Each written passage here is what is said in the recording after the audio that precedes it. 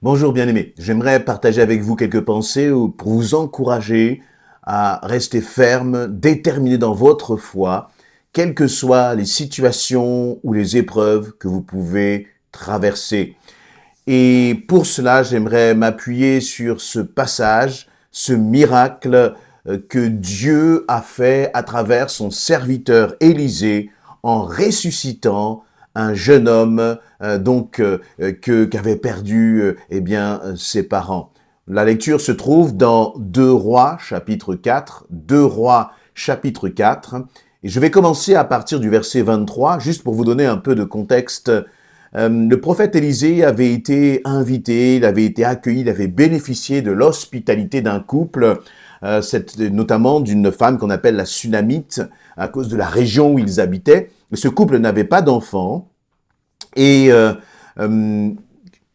Élisée, le prophète Élisée les a visités, il a été accueilli chez eux, il a été vraiment béni par ce couple, béni par cette famille.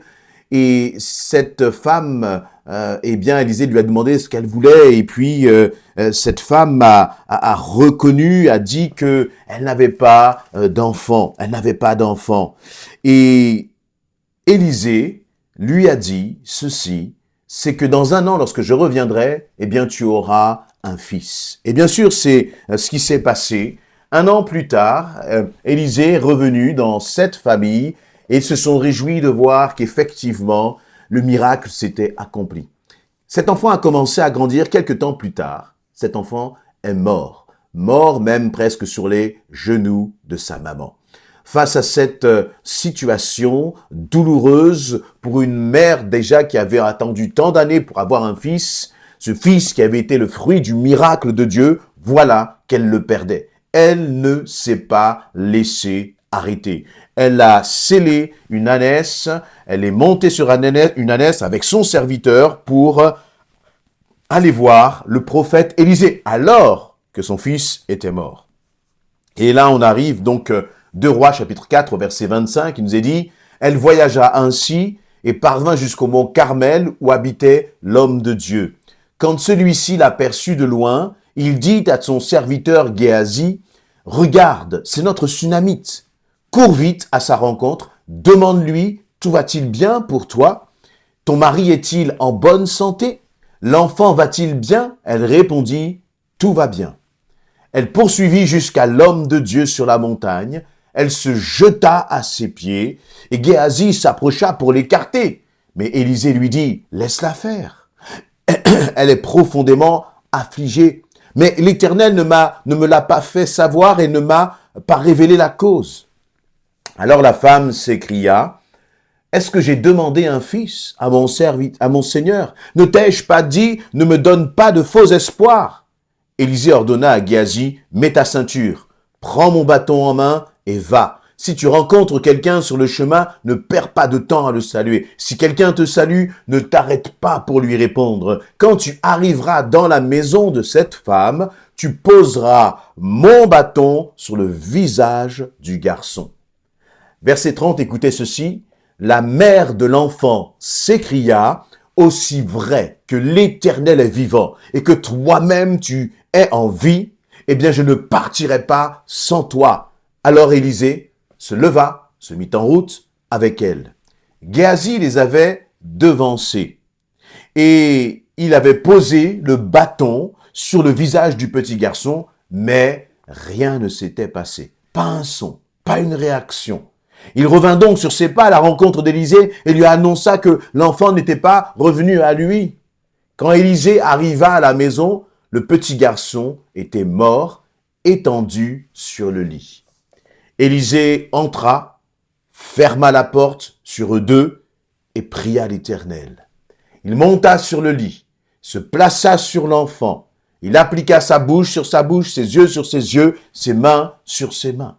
Comme il restait étendu sur lui, le corps de l'enfant commença à se réchauffer. Le prophète se releva, marcha de long en large dans la chambre, puis s'étendit de nouveau sur l'enfant. Soudain, le petit garçon éternua 7 fois et rouvrit les yeux. Élisa appela Géasi et lui dit, « Va chercher cette Sunamite. » Géasi l'appela et elle vint vers Élisée et qui lui dit, « Voici ton fils, reprends-le. » Quel passage extraordinaire.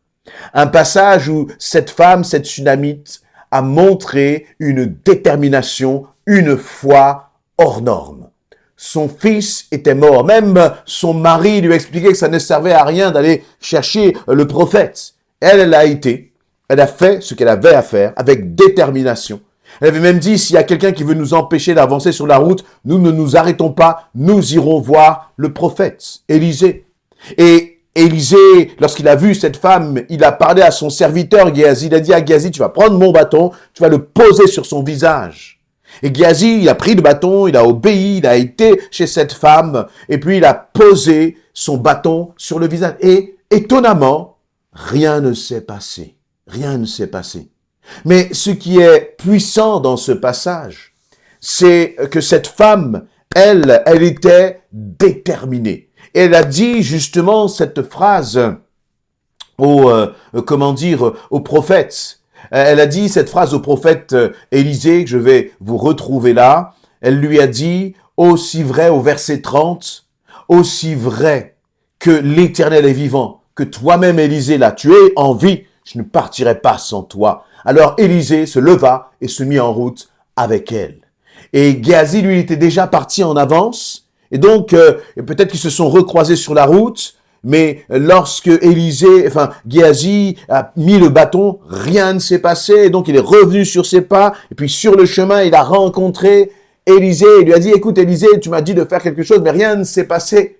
Vous imaginez la maman, ce qu'elle devait penser à ce moment-là. Elle a dû peut-être se décourager, peut-être avoir toutes sortes de pensées. Elle a dû se dire, mais Élisée, il a dit au serviteur d'aller mettre le bâton, rien ne s'est passé. Elle aurait pu s'écrouler. Pourquoi? Parce qu'elle avait entendu le serviteur dire, rien ne s'est passé. Et toi, dans tes situations, tu peux entendre parfois de mauvaises nouvelles. Tu as l'impression aussi que rien ne se passe. Et dans ce genre de situation, il y a deux possibilités.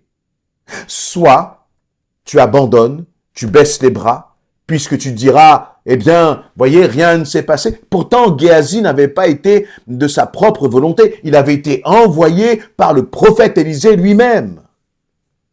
Et donc, tu peux avoir beaucoup de réflexions, toutes aussi logiques les unes que les autres.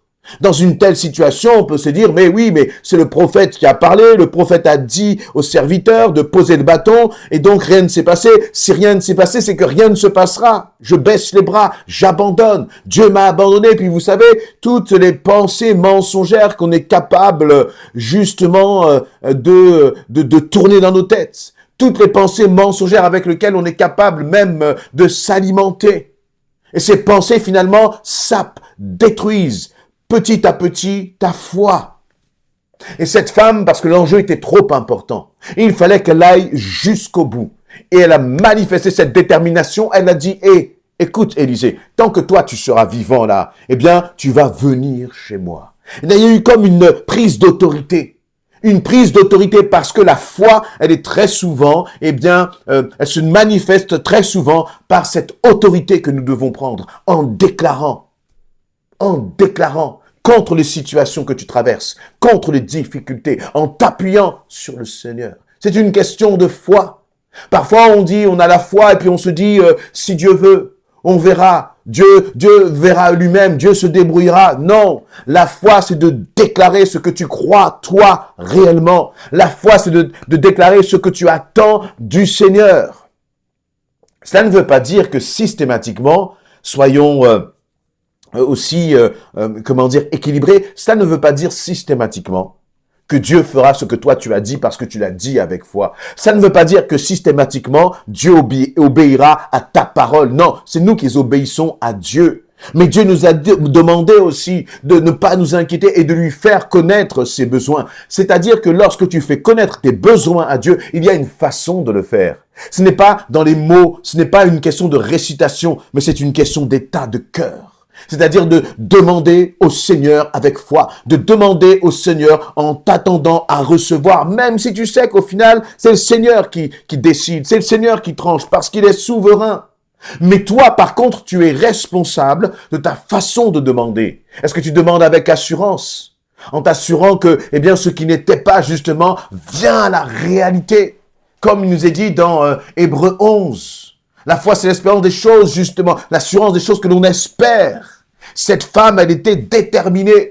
Et malgré cette mauvaise nouvelle qui était apportée, malgré cet échec du serviteur, ils ont continué à avancer. Et là, Élisée est rentré dans sa chambre. L'enfant était couché sur son lit. Et là, il s'est lui-même couché sur cet enfant. Et il nous a dit qu'au début, le corps de l'enfant s'est réchauffé. C'est-à-dire que celui qui était mort, le corps de l'enfant qui était mort, il a commencé à se réchauffer. S'il nous a dit qu'il a commencé à se réchauffer, c'est parce que le corps de l'enfant était froid, livide.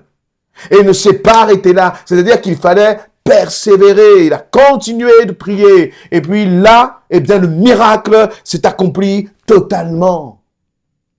Peut-être qu'aussi, parfois, nous nous arrêtons à mi-chemin. Tu as commencé à recevoir une bonne nouvelle. L'enfant commence à se réchauffer. Tu vois que les choses s'améliorent. Dès que les choses s'améliorent, tu laisses tomber, tu abandonnes et tu te contentes de peu. Alors que Dieu n'a pas terminé d'agir, il n'a pas terminé de dire son dernier mot. Et on sent là qu'il y a un combat spirituel qui est engagé. Parce que, eh bien, lorsqu'Élisée s'est couché la première fois sur cet enfant, l'enfant aurait pu être totalement ressuscité. Là, on a l'impression qu'il y a comme une demi-résurrection, si je puis le dire ainsi. On a l'impression qu'il y a comme un demi-miracle. Parce que, oui, son corps se réchauffe, mais il ne respire pas encore forcément. Et donc, il faut persévérer, il ne faut pas lâcher. Je crois que le Seigneur veut t'encourager aussi. Tu vois des améliorations, tu vois que les choses avancent. Continue, persévère, ne baisse pas les bras, ne baisse pas les bras. Et Élisée, eh bien, il n'a pas baissé les bras, il a continué. Il nous est dit au verset 35, après qu'il se soit couché sur cet enfant, et le prophète s'est relevé, il a marché de long en large dans la chambre. Je ne sais pas combien de temps il a marché. Le verset ne nous le dit pas. Et puis, de nouveau, il s'est étendu sur l'enfant. Combien de temps a-t-il marché? 1 minute? 5 minutes? 1 heure? Je ne sais pas, bien-aimé. Mais il a fallu là encore de la détermination, de la foi de la part d'Élisée. Et là, l'enfant a éternué, c'est-à-dire qu'il a expulsé de l'air finalement. Ses poumons étaient arrêtés, ses poumons étaient en panne. Et là, l'air est revenu. Il a commencé, il a expiré. Et puis là, à 7 reprises, comme pour dire qu'il était parfaitement guéri. À 7 reprises, il a éternué, il a ouvert les yeux, le miracle s'est accompli. Je crois que ton miracle peut s'accomplir si tu ne baisses pas les bras. Parce qu'il a fallu quand même que cette femme dise à Élisée, « Hé, je suis venu jusque chez toi. C'est pour que le miracle s'accomplisse dans ma maison. » Jésus est monté jusqu'à la croix pour toi et pour moi. Il a vaincu la mort et les dominations. Ce n'est pas pour que tu sois dans l'échec, ce n'est pas pour que tu sois dans la défaite, mais c'est pour que la victoire soit totale dans ta vie. Mais le chemin parfois qui te mène à la victoire est semé généralement d'embûches, d'obstacles, de situations peut-être angoissantes, avec des hauts et des bas. Des hauts parce on voit la situation s'améliorer, et puis tout d'un coup, boum, il y a comme un bas qui te décourage. Mais dans ce bas qui te décourage, ressaisis-toi, saisis à nouveau la main de ton Seigneur. Continue d'avancer. C'est intéressant parce que cette femme, elle est partie de chez elle, c'est-à-dire la maison où il y avait la mort, pour aller vers où? Pour aller justement à la rencontre d'Élisée, pour aller jusqu'au mont Carmel. Le Seigneur te dit, ne reste pas là dans ton atmosphère, ta mentalité de découragement, de mort et d'angoisse, mais sors de là pour aller vers le mont Carmel, c'est-à-dire sors de là pour aller à la rencontre de ton Dieu. Et sur le chemin qui te mène à la rencontre de ton Dieu, il peut y avoir des obstacles, mais ne te laisse pas arrêter, sois déterminé et tu verras la gloire de Dieu. Fais confiance à ton Seigneur, fais-lui pleinement confiance.